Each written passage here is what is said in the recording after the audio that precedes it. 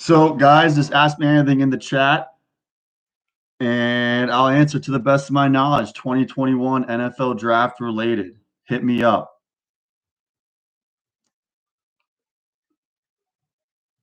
I'm going to talk a little bit receivers, obviously, is what I think the main focus is going to be.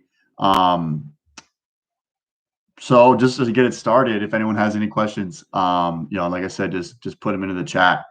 But to get it started, just to let you guys know, I am a Jaylen Waddle wide receiver one truther.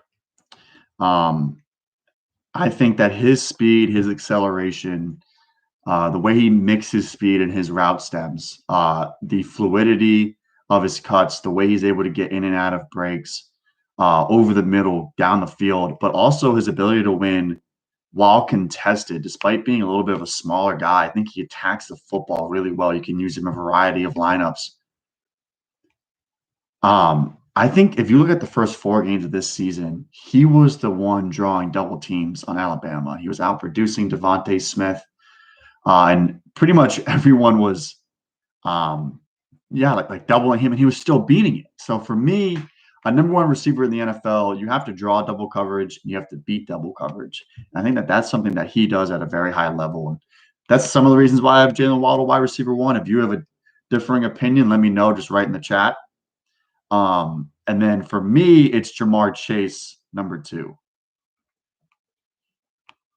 Waddle's game against Georgia was a ton of fun. Yeah, and here's the thing about that is there was a stretch where he actually was like kind of quiet, but eventually he had like that, I think it was like an 80-yard touchdown. That was kind of like that flash that he has where even if there's a stretch of game, and there were a lot of them when he was at Alabama because he had such a loaded, rest of the wide receiver room, but he would just like hit that big play and just like it would just change the game. And really that's what it did against Georgia.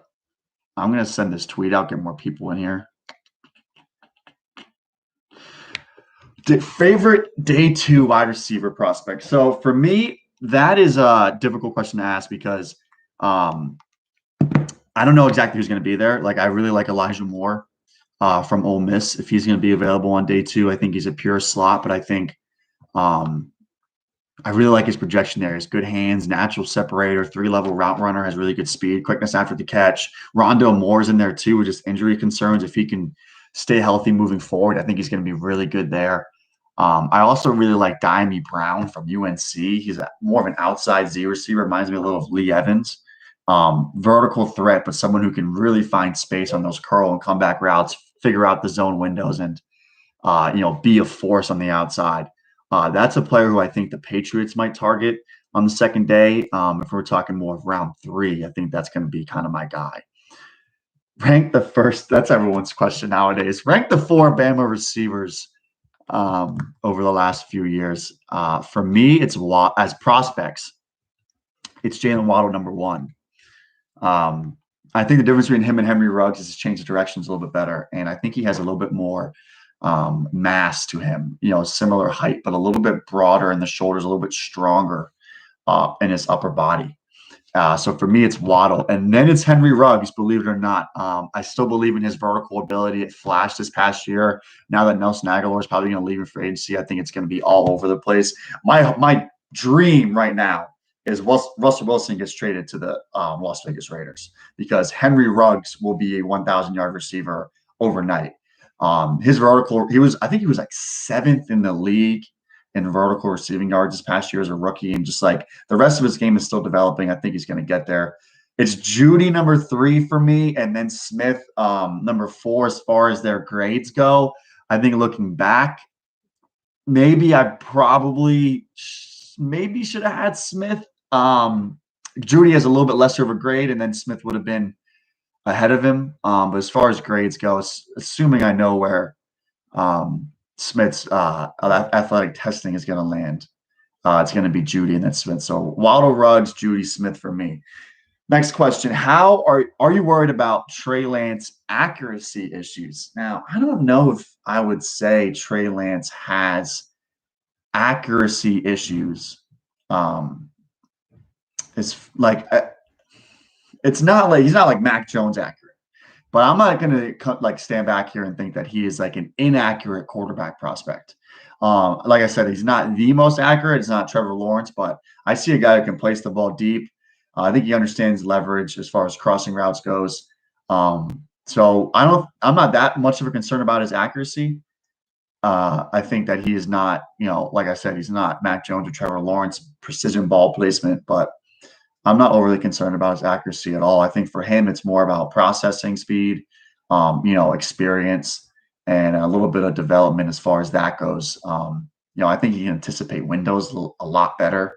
And part of that is he was a 1-year starter and, the FCS. So there's going to be some transition for him, development. I think mentally he's completely there. It's just getting up to speed at the NFL level. I would love if he holds a clipboard as a rookie. Which first round QB fits the Patriots the best? I mean, Trevor Lawrence, obviously a little bit unrealistic. I would love if they get their hands on Justin Fields somehow. If there's these rumors and these, like ideas that Mac Jones could be a top 10 pick, pan out and Fields is somehow available outside of the top 7, I would love if the Patriots go up and get him. He reminds me of Cam Newton coming out of college, to be completely honest with you. And if he has a Cam Newton similar first, 8 or 9 years, I wouldn't be surprised because his great size, strength, power as a runner. He even kind of looks like Cam. I think if you were to ask Fields, who is like on field, like get up, his swag was modeled after, it probably would be Cam Newton. So maybe I'm just like aesthetically like seeing that as a comparison. But I think he has a big arm. I really like his ability to move in the pocket, but when he wants to tuck and run, I think he's really smart in how he does it. His ability to throw on the run, half field reads, roll out stuff, RPO stuff. So I think that he would fit what the Patriots have built on offense over the past year really well. And I think that he's also just a really special player. I think whoever team drafts Justin Fields in the first round, for me, wins the first round, to be honest, because I think Lawrence is the number 1 pick. That's decided, but Fields is a typical typical quarterback 1 for me. So, he's not going to be taken number 1 overall, but as far as a typical season goes, usually a prospect of his caliber would be my quarterback 1. Top 3 interior offensive linemen. So off the bat, I think you have to ask yourself, is Vera Tucker from USC a interior offensive lineman? Because if he is, I think that he's going to be in the top 3 interior offensive linemen. Beyond him, I think Landon Dickerson out of Alabama, if you can get past the injuries, he can be a really special player so long as he's healthy. Center guard versatility, better tape at center, and just that football guy's, football player. People, coaches love him. People always love the way he plays. He's also smart, easy mental processing. And for me, I think the next one might be Creed Humphrey from Oklahoma. I'd have to get a little bit deeper on the guard class. As far as centers goes, I really like Creed Humphrey. I love his technique. I think he was up and down a little bit in Mobile based on what I saw in the practice film, but more of it was good. So I really like Creed. Who would be your top 5 picks if you're the GM for each team, not projecting them? Lawrence, Fields, the Dolphins, if they're just sitting there and drafting. I would rather than trade out, to be honest, and try to add value. But I think for me, honestly, it might be Penny Sewell. Yeah, I think it would be. If you have a quarterback and you're moving forward with him as like, if they value Wilson over Tua, then you take Wilson and you trade Tua. Like if you can improve your quarterback as a top with a number, who's a 1-year player, you do it. If they don't, or if it's very similar, I would go with an offensive lineman and protect him because the next thing you have to do is protect and get weapons. And I think there's enough weapons that you can hit on day 2 and their other first round pick. And I would go with offensive lineman. The Falcons at 4 I would take Zach Wilson as a Matt Ryan successor. And then the Bengals I'd rather them trade out too if Sewell's not there. Might be Rashawn Slater. Probably would be Rashawn Slater. I'd have to think about that a little bit deeper though. Do the Bills need a wide receiver? No. They don't. I think if they are going to draft one, it would be someone who could probably replace John Brown because he's a free agent next year. So someone who can kind of get deep vertical, has alignment versatility. I heard he made it known that I think the receiver I'm going to give them in my upcoming article, where I give a receiver to each team, is, I'm going to butcher his name, but the last name is Amir Marset from Iowa. Speedy guy, vertical receiver, and I think he can align inside and out. Tough player too. You know how they breed him in Iowa. So he would be the guy on day 3 that I think they might target. Nico Collins draft round. I'm probably going to say outside of the top 100, probably round 4. He has the height, weight, speed. Production's not there during his time at Michigan. To be honest, Donovan Peoples-Jones having a really solid rookie year might help him. However, the lack of the opt-out this year after not really producing much, I think ultimately will push him outside the top 100. But he might be borderline. It might be, in the 80s, 90s, or early 100s. So maybe late 3rd, maybe one of those comp picks at the end of the 3rd, or the early 4th round. Does Sewell deserve the hype? How easy will it be to fix the issues with his footwork in space? So it's going to be hard for me to answer the second part of that question, I think, because we haven't seen him this year. Maybe he did fix him already. You know what I mean? I don't know where he is exactly right now with any of his technique. Is he worth the hype? I think so. I mean, I think he is like built in a lab left tackle. I know that there are some concerns with him. Some people even think he might be better off moving inside. I'm not in that camp. I want to try guys that tackle first, no matter what. If they are a tackle. But beyond that, I think his power is great. I think his anchor is great. I think he's going to become a consistent down-to-down pass protector and be a special left tackle. I buy into that hype, I guess, if you want to call it hype. Top 3 to 5 guys you hope the Patriots draft. So I've talked about this actually in a previous video, about who their options would be at pick 15. So it obviously starts with the top 4 quarterbacks and then the top 4 offensive skill players. So Lawrence, Fields, Wilson, Lance, most of those unrealistic, and then Waddle, Smith, Chase, and Pitts. So those, 8, that gets you halfway to pick 15, would be ideal for me. I think after that, you're looking at, Sewell or Slater, either one at tackle. I know they have Isaiah Wynn. I think Marcus Cannon could be near the end of his career. I think Big Mike might fit a left guard. Really, whatever you want to do, if you piece that group together, I think would be awesome. That gets you to 10. Micah, Parsons, Patrick Surtain, and Caleb Farley for me. I think Parsons is the best defensive player probably in the class, if you're just looking at on their on-field production.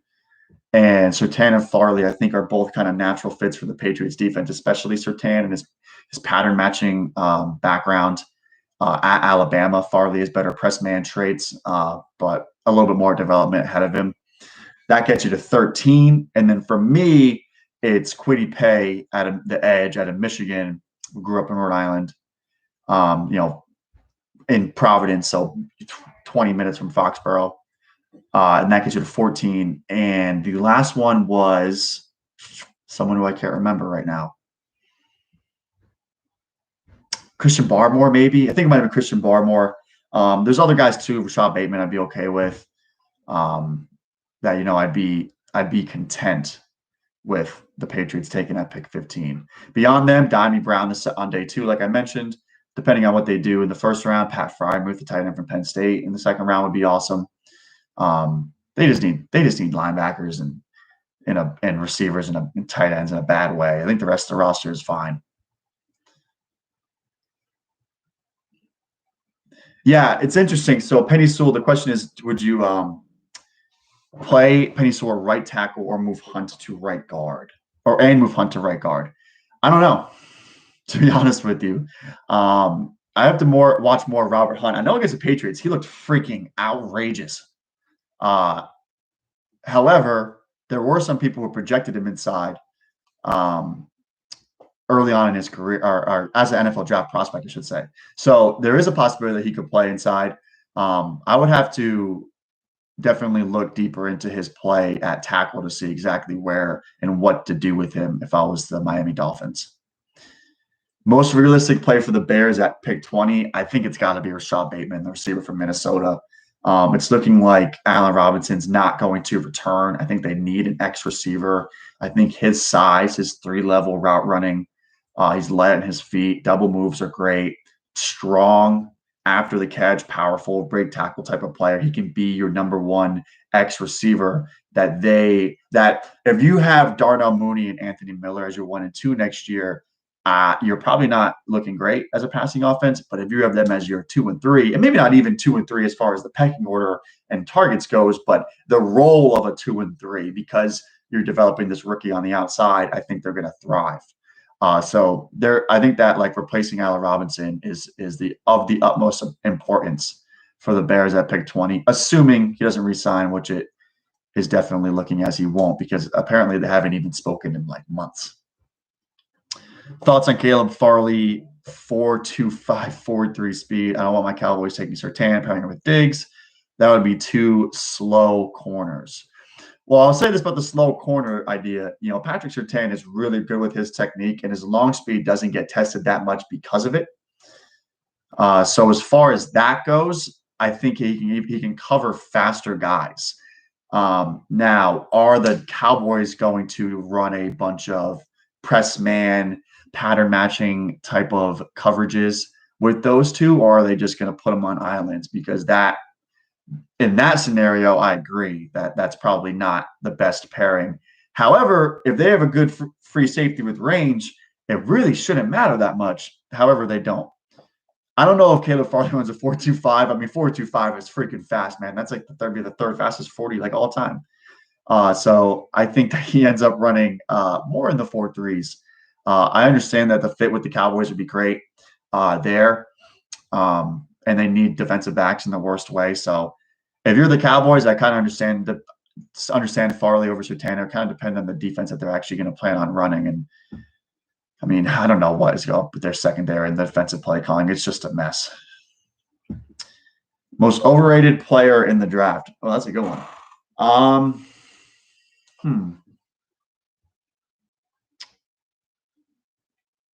have to think on that. I'll come back to it. Do you know anything about Carlos Basham Jr., the edge from Wake Forest? Yeah, they call him Boogie. So that's a great nickname. That's a +1 on the draft grade for that alone. Power rusher. Not the bendy, get around the edge and dip his shoulder and get home that way. Not that he can't do it, but he's better on power moves. Strong anchors there, setting the edges there. So he's a fit for some defenses, but I think if you're looking for like a pure pass rusher, it's not quite him. I think the Patriots are going to absolutely love Carlos Basham. That's a type of edge rusher that they adore. Like he's like Dietrich Wise, like juiced up. He's like that type of guy. So I think some teams who value that are going to really, really like him. Gregory Rousseau is the most overrated prospect.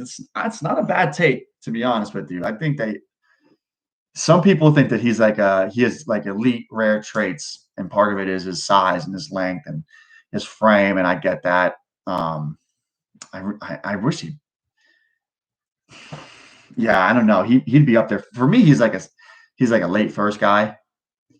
And if he does go in the top 10, I would say that he's the most overrated player in the draft. But he's the guy that a lot of evaluators kind of have at opposite ends of the spectrum as far as first round grade goes. Thoughts on Davis Mills? Any idea of the system where he can thrive? Yeah, so I actually put out a video on Davis Mills, his all 22 tape against UCLA, his strengths and weaknesses. Strengths are getting the ball out of his hands quickly. He can run NFL offense just based on that because he understands quick game and how to get the ball out of his hands on time, on target. A few impressive shots over the middle of the field, deep balls. However, his decision-making can be really spotty, and I think that has a lot to do with his inexperience as a starter. And it's interesting because through, I think, 5 games, he had no picks. And then the last game of the season, he had 3, I think. So it's kind of like a little Jekyll and Hyde type of scenario there. Not a great athlete, doesn't have a huge arm. The system where he's going to thrive, and I believe Seth Galina pointed this out on Twitter, PFF_Seth, is the Saints, Sean Payton. Underneath throws, be precise, throw a weak side option, and throw it accurately and on time. And he could really be able to do that. And the quick game concepts that they still run that a lot of the teams don't necessarily do as much of in the NFL. That would be the system where he could kind of thrive. Brevin Jordan, built for the Patriots. I'm in. Especially if you can get him. If you get him in, he's probably not going to last to their comp pick in the third, right? Like he's probably not going to be there at pick 96. Maybe in the second. Maybe they move down from the second too, and could still get him. That'd be huge. He's a freak of nature. Thoughts on Marlon Williams? I'm not gonna lie to you. I've not watched UCF. I have not watched him play. I would love to give thoughts later on in the draft season. I will, but if I'm being completely honest, I'm not going to make anything up. I have not really seen him play that much. Not enough to warrant me breaking down his skill set.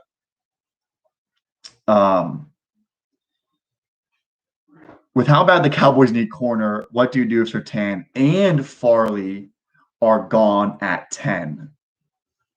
Well, let's see. If both of them are gone, we're assuming the 4 quarterbacks are gone by pick 10. And if they're not, I'm going to be pissed at the Patriots for not moving up and grabbing one. That's 6. So who is still available? You assume the receivers are gone. Is Kyle Pitts still there? I would take Kyle Pitts in a heartbeat. I would even consider taking one of the tackles, having him play guard until Tyron is, starting to slow down, and then maybe moving him back outside. But ultimately, if both Surtain and Farley are gone at 10, I would hope Kyle Pitts is the answer, because I think he would still be there at that point in time. I don't necessarily like the idea of J.C. Horn at pick 10. I think there is a little bit of space between him and the top 2 corners. Trading down and taking J.C. Horn would be phenomenal. But I think ultimately I would be against taking him. Taking him at pick 10 is reaching for need. And I would rather draft a very, very high-end player. I think J.C. Horn's good. I think a guy like Pitts or one of the receivers who would have to be there at that point in time. I mean, I know they don't need wideouts, but Jesus Christ, man, if they could add, Jalen Waddle or Jamar Chase and put him out on the weak side and trade Michael Gallup for a corner, why wouldn't you do that? Because they're not going to re-sign Michael Gallup anyway. You know what I mean? You could easily, instead of trading down, trade Gallup, get Jamar Chase, and then you are absolutely cooking offensively still, and you're adding value with a veteran corner. Rashawn Slater is what I think they would do. It seems like what you would want them to do, and I understand that the allure of that. But yeah, Rashawn Slater would fit for sure. I think Slater's a beast. Should Bill Belichick try for Adam Humphries again? Hell yeah, bring in everyone. Every single free agent wide receiver, sign them. Every one in the draft, pick them up. I want open competition with 15 guys in for Patriots camp this year.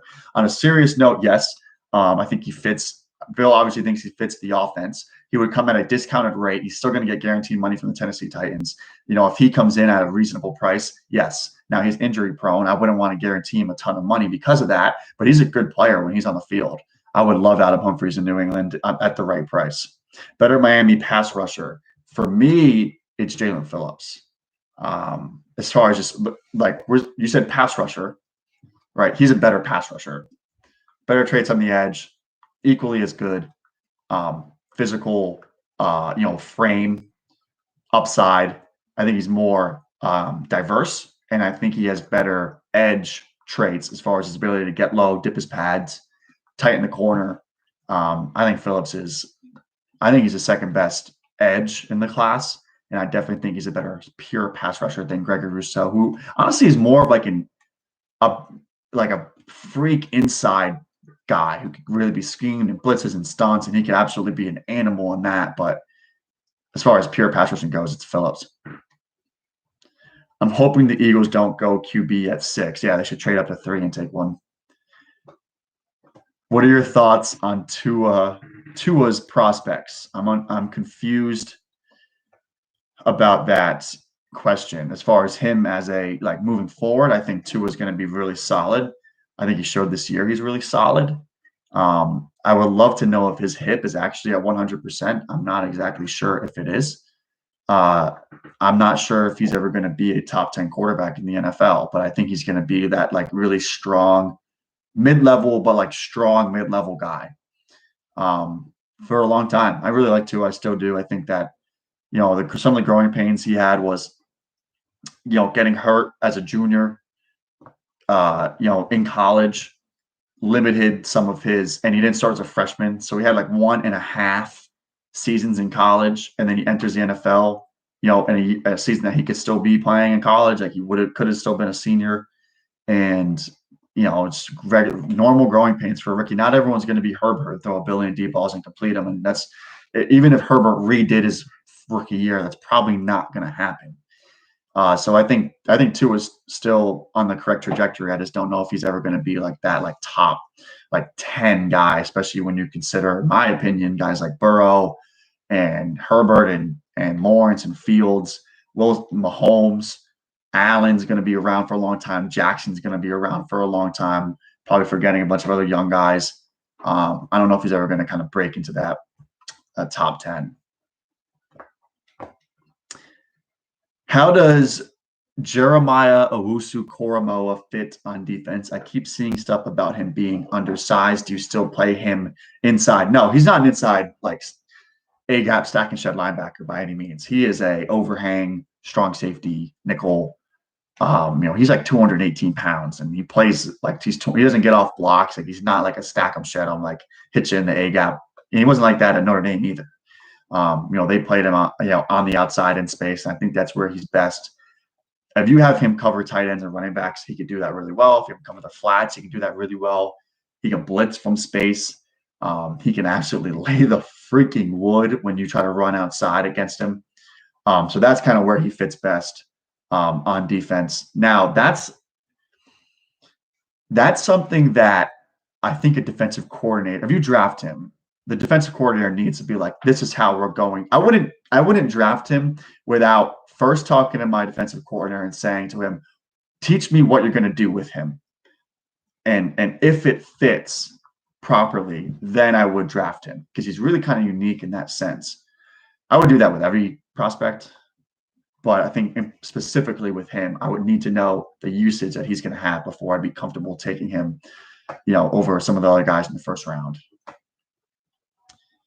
If Bill Belichick gives the keys to choose the first 2 Patriots picks in this draft, what would you do? Obviously, part of that is going to be who is available. Like I said, in the 4 quarterbacks of the 4 skill players, I would do that. Let's say that one of them is. Let's say they're, one of the, Jalen Waddle or Kyle Pitts is there. And I take either one. And then the second round, I would turn around. If I took Waddle in the first, hopefully Freiermuth is there in the second. If I took Pitts in the first, there's a lot of good receiver prospects that I'd be comfortable taking. Elijah Moore would be one of them. Rondale Moore would be one of them.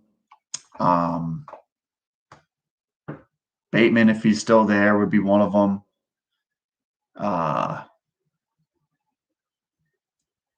There's a few others that I think I'd be okay taking at 46. If not, though, linebacker, Nick Bolton, Missouri. I think they need one.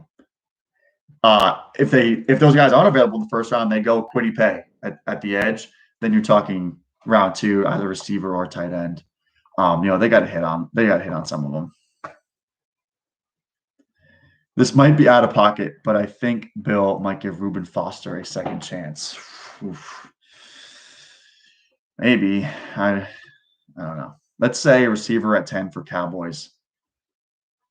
Is Gallup for Gilmore realistic by receiver needy team for aging CB? I think it's a reach, but one can hope. So I was talking to Dalton Miller a few minutes ago, Cowboys fan, and I suggested Gallup for the restricted free agent rights to J.C. Jackson. For Gilmore, I guess you could say it could be a possibility. Now, the reason I think the Cowboys could move on from Gallup is because they just took spent a first-round pick on CD. They gave Amari Cooper $1 billion.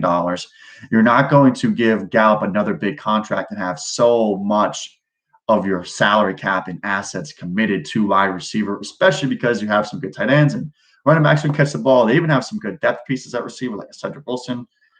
So you probably want to move him for, like I said, a corner, defensive back in general, defensive starter. Ideally, it's corner because their corners are suspect. Now, would you be okay paying Gilmore a big contract? Maybe. You're probably like more comfortable with putting a tender on J.C. Jackson and paying him like the first round tender is what, like $5 or $7 million, at least for that for a year, and then giving him a contract that probably wouldn't even be as big as Gilmore's. So I think Gallup for Gilmore is realistic. And if I'm the Patriots, to be honest with you, I would do it as long as they're gonna pay Gallup. But I think it makes more sense for both sides to do J.C. Jackson for Michael Gallup and whatever picks you need to figure out how to move those two guys for each other. What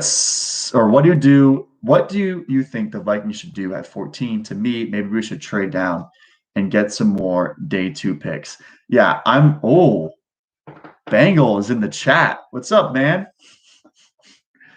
I'll get to your question in just a second, but the Vikings at 14, yeah, I think trading down is always a good idea when you have your quarterback, and if there's a quarterback there that teams are going to try to get up to, or a offensive skill player that teams are going to be aggressive to try to acquire, and that could be the case for the Vikings at 14.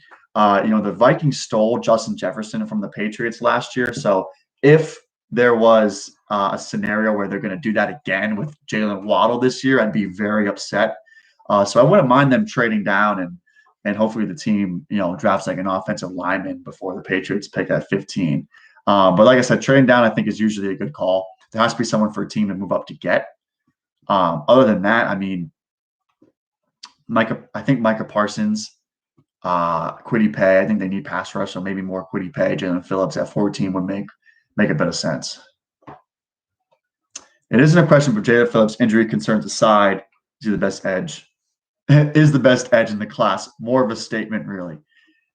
Yeah, I'm going to say he's the second best. I really like Paye's power. I think I love the way he plays the run, his technique against the run, how stout he is in the hole. Doesn't get moved when he's doubled, sets the edge, can work inside, stunt inside.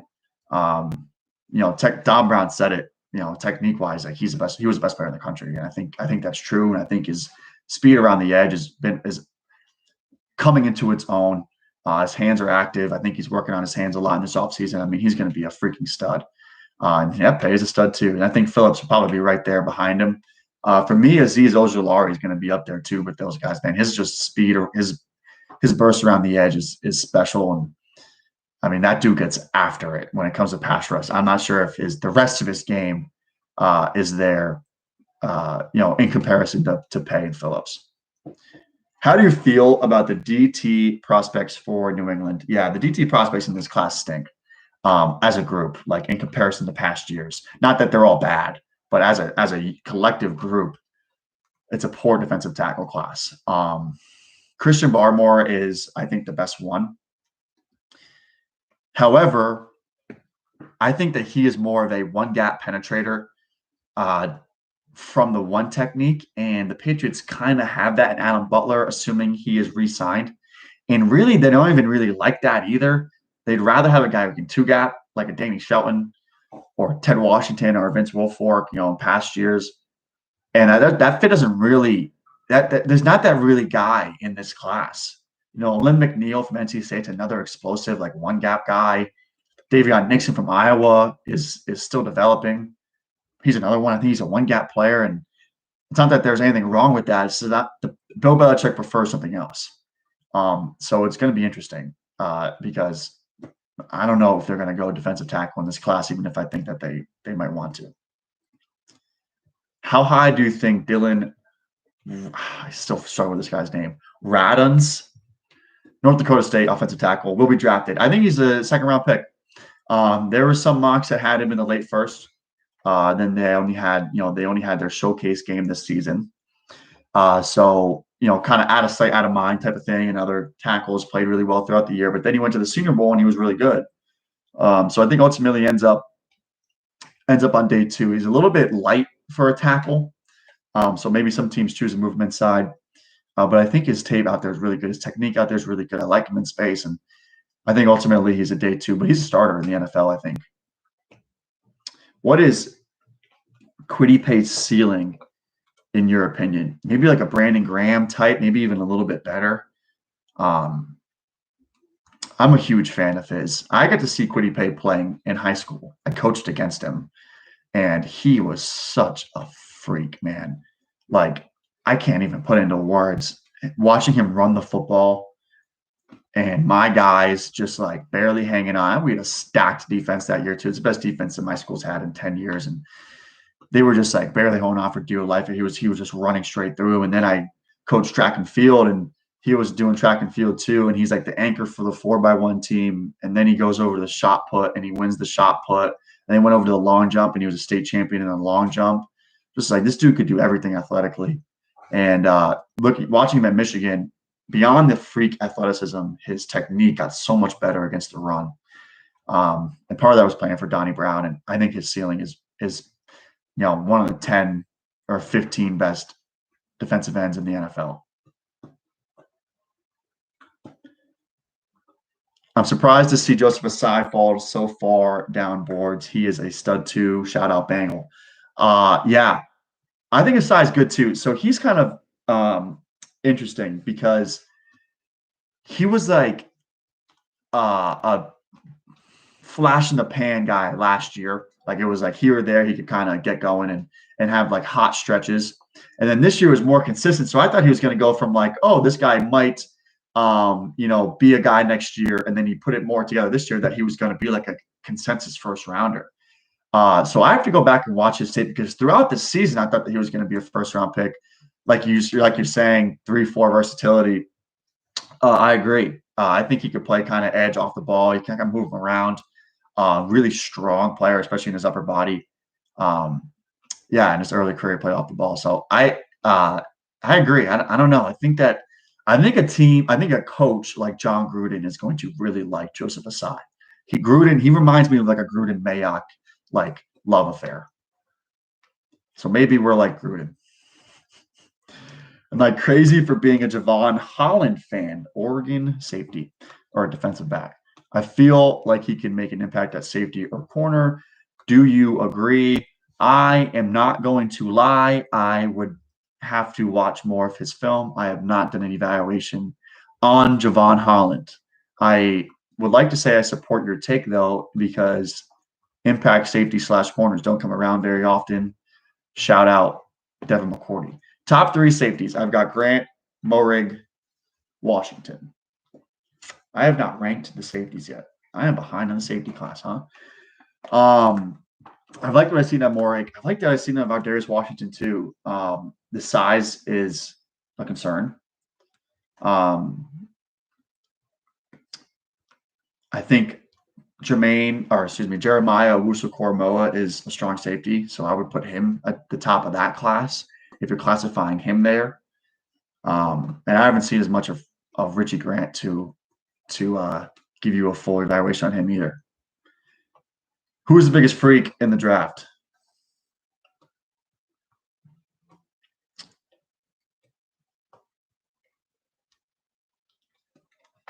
It might be Rondale Moore. No, you know who it might be? It might be Josh Imatorbhebhe. Illinois wide receiver by way of USC. He's like 6'3", 210, and he had a 47-inch vertical. Just an absolute animal in the air. Technique-wise, needs a ton of work. However, I think he is a absolute freak day 3 developmental pick because of athleticism. That's someone you want in your building to try to develop.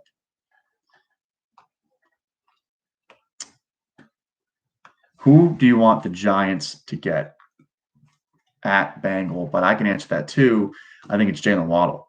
I think you complete your overhaul of your weapons around Daniel Jones by releasing Golden Tate and drafting Jaylen Waddle. You can save money against the salary cap by doing that.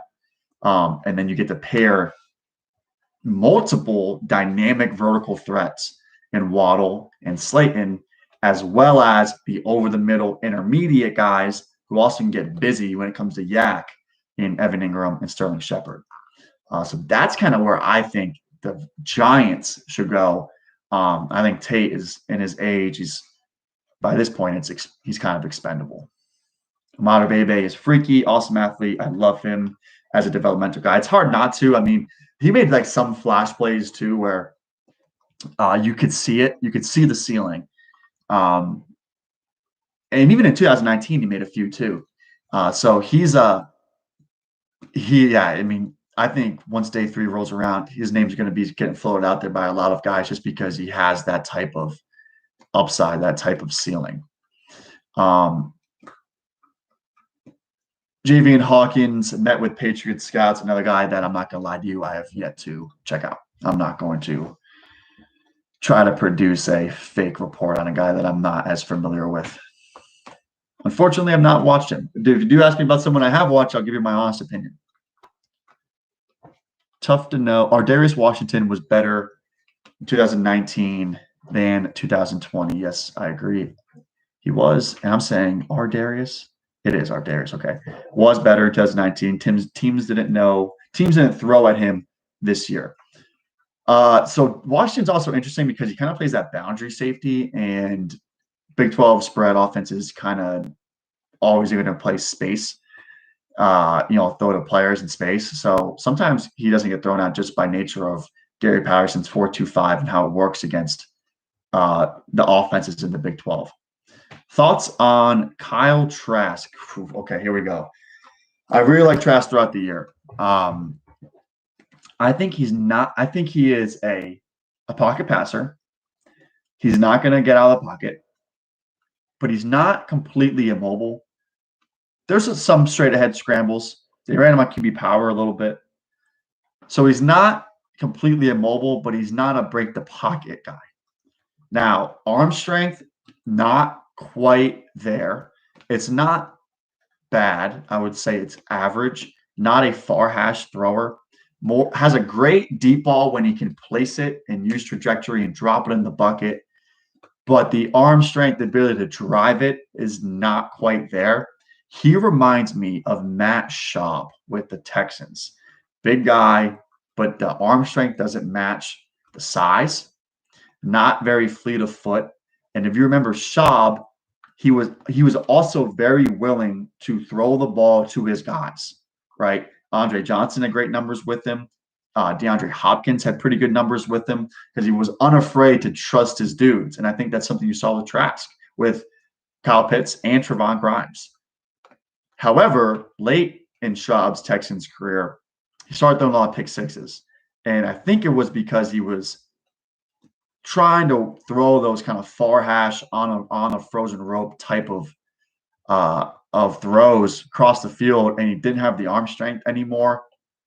And even then, he ended up lasting another like 6 years as a backup for the Falcons.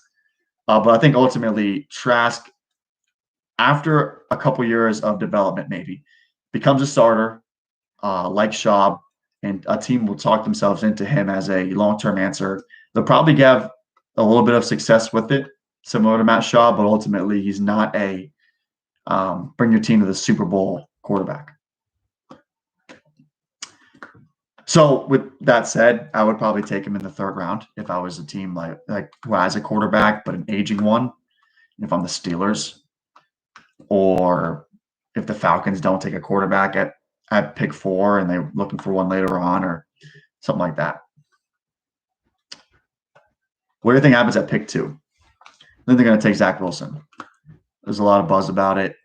The Jets. So there's been this,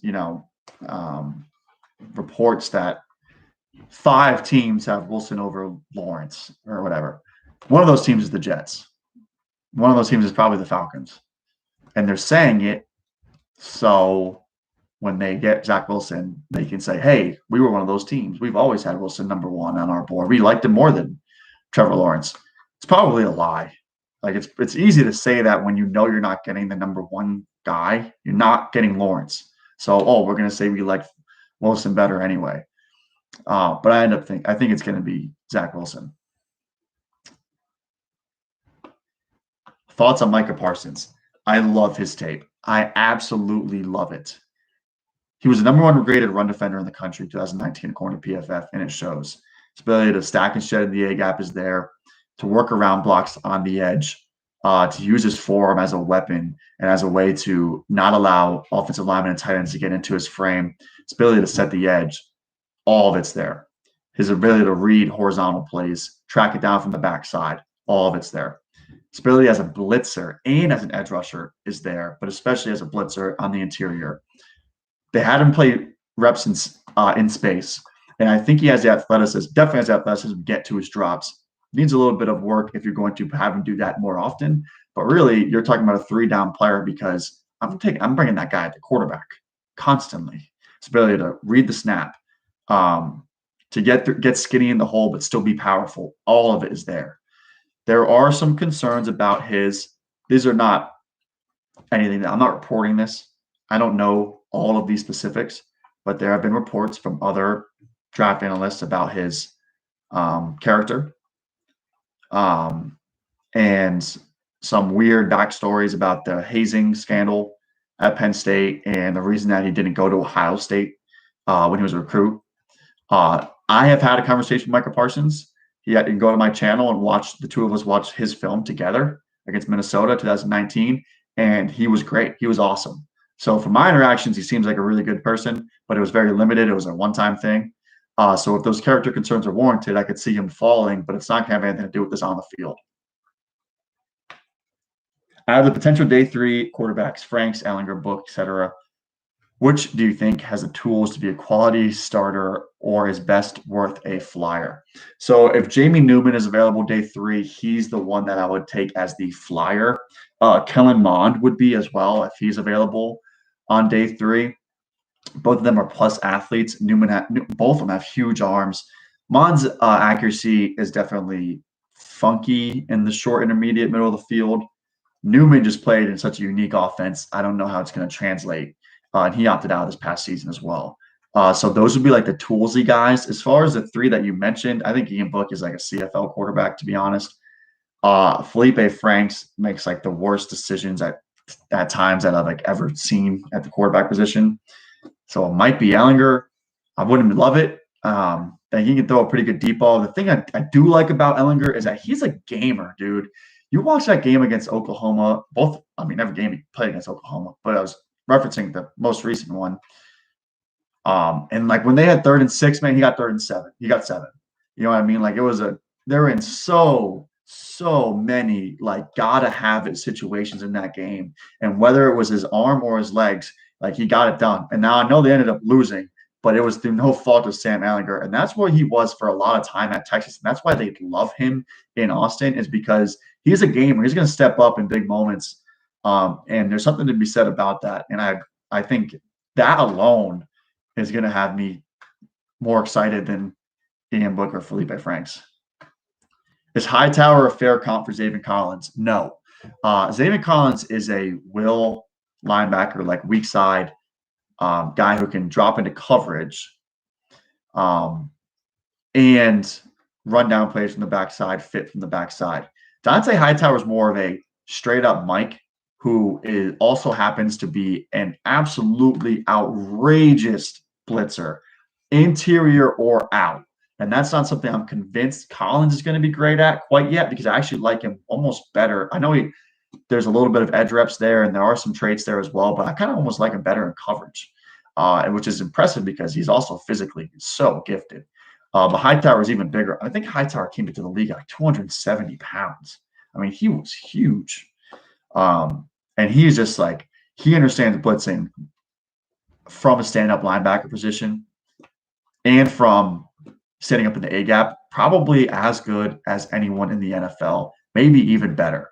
It's like him and Clowney in that role. And I'm not sure if any draft prospect can replicate it outside of Michael Parsons. What linebackers that the Pats should be looking at in the draft in free agency? As far as the draft goes, Nick Bolton, like I said, from Missouri, I said a little bit earlier. I think Chaz Surratt is if they can take him with that pick at 96 or wherever that third round comp pick is going to be. I would really like former quarterback, still learning the position, but a freak of nature, kind of has a natural instincts, but is still developing on technique. And he's still kind of a step behind. Now he's a nose for the football, but I guess his instincts are kind of still a step behind, if that makes any sense from the linebacker position. And free agency, I'm going to have you wait a little bit because I'm going to put that article out soon, I think within the next week or two, on onepatriotsplace.com. Micah Parsons' ceiling is nuts. Dude is a freak. Yes, he is. He also, by the way, told me that he cleaned 385 pounds or 390. And since then, all he has done, this was back in the summer, all he's done since before he even opted out, he's done since then is workout. He's just been grinding, getting ready for the combine. So he might even clean more by now. Thoughts on Marvin Wilson? Definitely dropped off this year, huh? Came into the season as a potential, first round pick, first defensive tackle off the board. I think his play was really up and down this past year, instinctually as defensive tackle. I'm not sure if he does a good job of, when you play that position, you want to see if the offensive lineman's pass setting or shooting out you and run blocking. Pass set is called high hat because they're a little bit higher. They're not shooting out low at you. I'm not sure if he does a great job of it. And because of that, I think he can get washed away at times, even against the run, which should be a strength of his considering his build. So I think he's definitely dropped off now. He's probably still an option on day 2. I think the latter half of the second round and the third is probably where he might settle in. But for a guy who came into the season as a potential, top 20 pick, it's kind of a disappointing year. It was a disappointing year for a lot of people at Florida State, though. Do you like Sage Surratt? I liked him before the Senior Bowl, but now I'm not so high. Yeah, that dude can't separate. You need a quarterback to pair him with a quarterback who's going to trust his dudes. He's a vertical guy. He's a pretty good athlete. He's fluid, good size. But he's like a contested winner, not going to separate with the route running so much.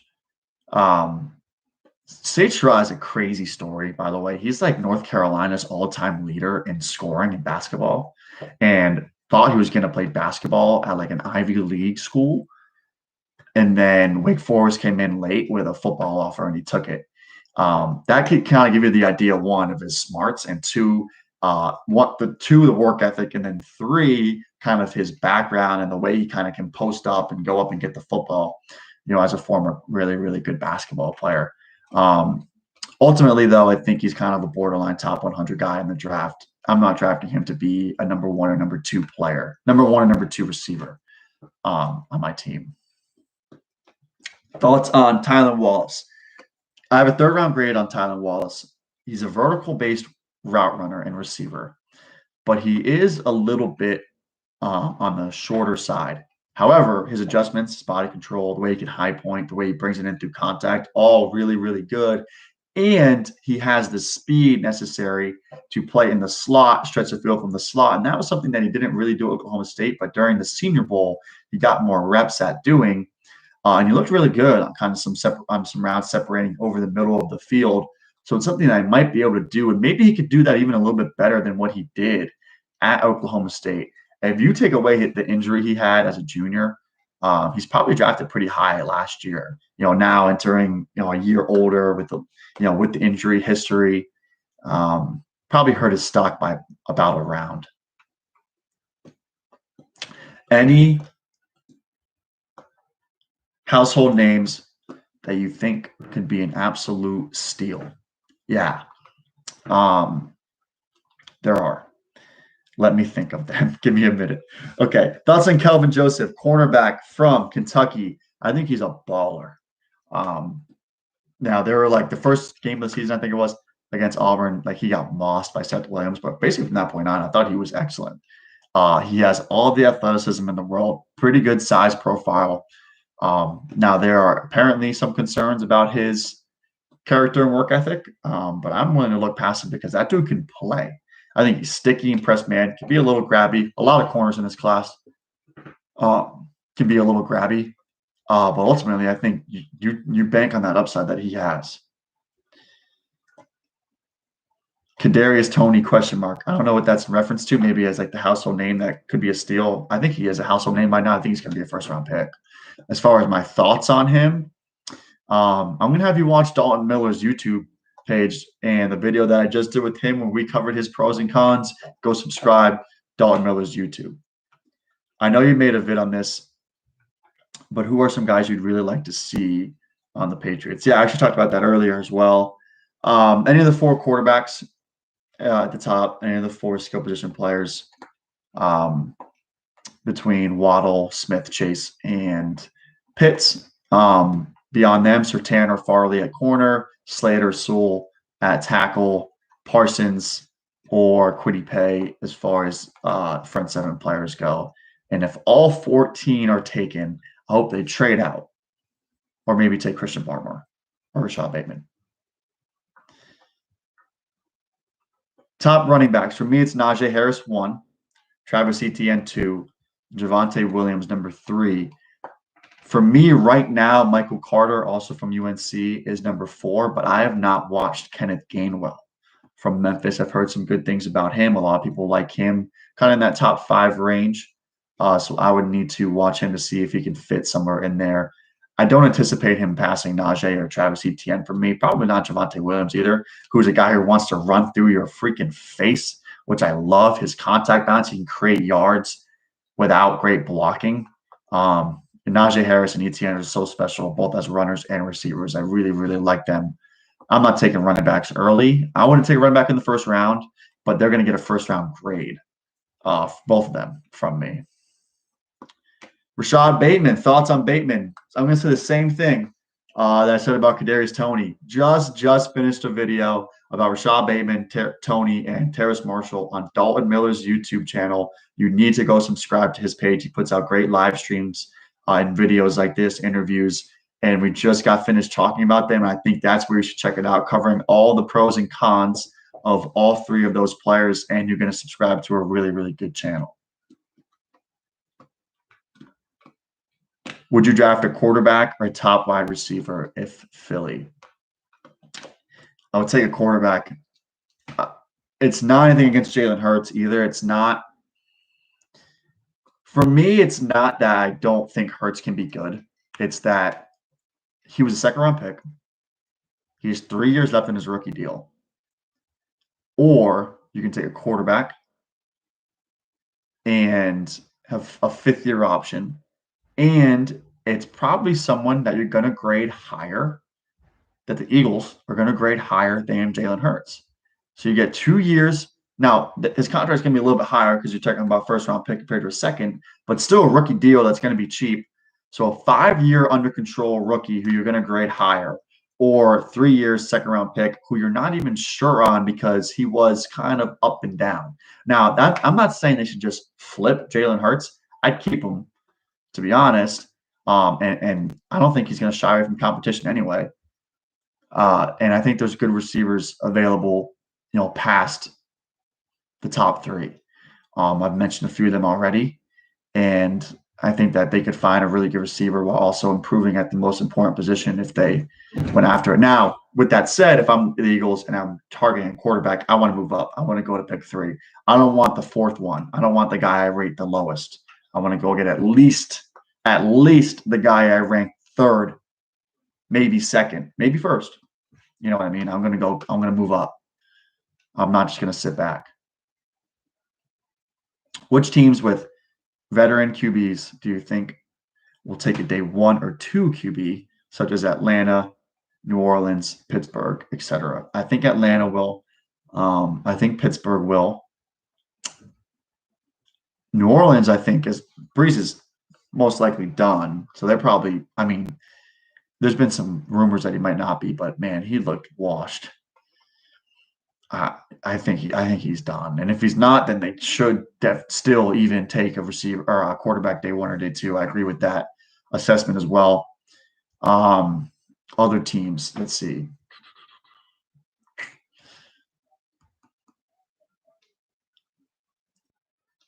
Maybe the Lions on like day 2, if they're not completely sold on Jared Goff moving forward. I'd have to look up some contracts. I mean, the Bears, if you consider like Foles a starter, or if they bring back Trubisky, which I don't think they will, they're probably going to be looking for a corner too. Pitts, Waddle, Parsons all gone at 15. What are the Pats doing? Would you be comfortable with J.C. Horn? J.C. Jack said CB and trying to trade Gilmore. Yeah, I'm okay with trading Gilmore. I would like to not, but I think the value they could get for him would be pretty awesome. I'd probably look to take a net rusher, probably Quiddy Pay, or I don't know. I'm okay with if it's. I don't love the idea of J.C. Horn at pick 15. If it's JC at my 2 corners, I am okay with that, I suppose. But I think it would be kind of poor process to try to replace Stephon Gilmore with a rookie, and then if I'm going to use Gilmore, if I'm going to take J.C. Horn or corner in the draft to replace Gilmore, I would rather use Gilmore to move up. Like I'd rather go get a quarterback or secure Jaylen Waddle using Gilmore if they're not getting like Michael Gallup for him. I don't want Mac Jones and the Patriots. I'd rather get weapons.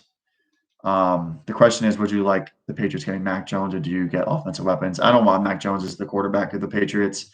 I think Mac Jones is going to be a starter in the NFL. I think the teams in the back half of the second round are going to be looking at him as a potential starter of the future. And I don't think he's going to be bad by any means. If I'm the Patriots, however, I'm more interested in bringing Cam back, making sure all the weapons on the offense are awesome, and either looking to sign, trade for a veteran quarterback to compete with him, or looking into next year's class where we're not hoping to get the 5th quarterback off the board in a given year, and instead looking to let's go get the number 1 or number 2 quarterback in the class. I don't think it's worth going after the 5th guy when the rest of your offense is in the dire peril that theirs is.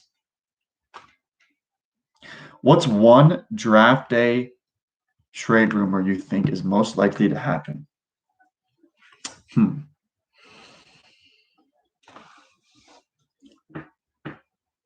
I think the Lions trading out is one that I would say is most likely to happen. If you look at the way the board could fall for the regarding the quarterbacks, if the Dolphins don't go quarterback, if the Eagles don't go quarterback, then if the Dolphins, Bengals, and Eagles don't go quarterback, and you can even throw the Falcons in there, then at pick 7, the Lions, there's still one of them available. Now the Panthers at pick 8 could trade up. 49ers at pick 12 could trade up. Maybe the Vikings, if they're somehow getting involved in the QB carousel. There's been Kirk Cousins rumors out there. And then the Patriots at pick 15 could all be looking at the Lions with that last one available as a trade-up position. And I think ultimately, if you're a new regime as a starting quarterback, first-year head coach, with a new starting quarterback, someone that allegedly they kind of like, in Jared Goff, the best thing to do is trade out, pick up extra assets, and rebuild their roster that needs so much revamping. So for me, the Lions, depending on how the board falls, if there's one more quarterback of the top 4 still available, especially if there's 2. Who trades down first, Atlanta or Miami? Probably Miami. I think Atlanta's going to go after a quarterback for the Matt Ryan successor. That's what I think they're going to end up doing. That's what I keep mocking to them, at least. If Pitts was drafted just for his wide receiver talent, would he be in the top tier of rookie wide receivers? Yes.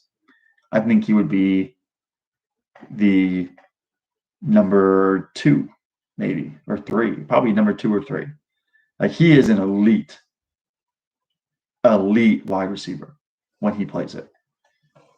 Just based on talent alone, it is crazy. He can go out. I mean, he's like a diverse release package when he runs slants from the outside. That profile on the outside, getting vertical down the field, and the way he can adjust the ball. I mean, he is special, dude, and he would be one of the top one or two, like 2 or 3 receivers just based on a wide receiver. Can you call Belichick and tell him to take Evan Ingram off our hands, please, God? I unfortunately don't have Bill Belichick's phone number. So I cannot do that for you. It'd be nice to have it. I would have told him to take DK Metcalf and certainly kill Harry if I did have his phone number. Though he probably would have blocked me for that. But with that said, guys, I'm going to end that right here. A little bit over an hour answering all of your questions. Keep your eyes out. One more rolled in. Perfect timing. Last question, guys. Do you have Jeremiah Owusu Koromoa or Xavier Collins as LB2? I even have rumors that people have him. I'm assuming you're talking about Jock as linebacker 1. For me, Jock is a safety. If I was just going based on grades, I have him above Xavier Collins. However, for me, he's a safety, and Xavier Collins is my linebacker 2. However, Nick Bolton is pretty much right on his heels, and they play a different position, mind you. So depending on what exactly your need is, I could actually see a team going for Nick Bolton over Xavier Collins. But yeah, with that said, guys, wrapping up there. Thank you for hanging out with me, asking me all these questions. I'm going to try to do this a little bit more regularly now that the NFL draft season is ramping up. So keep your eyes out, ask me whatever, do your own research and come at me with a question. I'm going to catch up on some of the guys that you guys mentioned in the chat that I had yet to watch. So that way I can be a little bit more informed. I'm still working through all the players as well as we move forward. Thank you for watching, guys, and thank you for the questions.